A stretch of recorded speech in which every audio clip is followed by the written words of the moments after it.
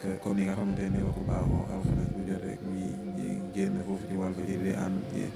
di xamal askanu Sénégal ak àdduna bi ay analyse yoo pertinente yoo xamante ni moom la ñuy amal alxames bu jot xam naa ko defee rek mu mel ni tey tàmbale na ko ci kàddu yi jamono jii ci ginnaaw xamante ni waxoon na ni Maître El Hadji Diouf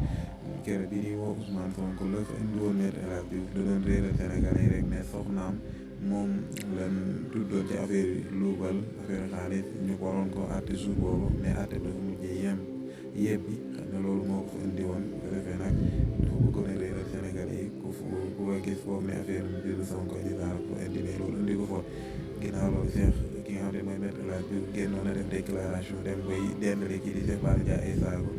ni li mu wax dara amu ci loolu nag Cheikh Bara Ndiaye gën na ko firndeel ba gën cee foncé ba ñëw ba ni soxna Faye Diop la sant loolu am naa ak moom mooy am ñetteelam am naa ak moom ñaari doom Souleymane Léna Ndiaye ak yoroon bi mu tàggoog moom la ko Maître El Hadji Diouf doon takk def na nag man yor naa yeneen boobu waaye man du ma yuleeku kii di Cheikh Bara Ndiaye loolu wax nee na yor na yeneen yu gën a garaaw kon mu Maître génne waxaat rek moom mu génne waat yeneen yi mu yor te nee na lii mu wax Maître El Hadji Diouf mënu koo weddi kenn mënu koo weddi muy soxnaam loon toppee ci wàllu luubal ba keroog moom la waroon àtte ne soxna sax luubal bi biñ ko giñ moom beneen xaritam ñoom lan boole jiñandoo ko waaye ñëw naat ci discours déclaration bi nga xamante ni kii Ousmane Sonko def na ko ni ki tey ci suba mu nekk lu am solo mu ñëwaat itam ci li nga xamante ni mooy jàpp Pape Alé Niang ak it ni nga xamante ni la ko journaliste yi Sénégal yi seetaan nga xamante ni ñu néew ñoo ci wax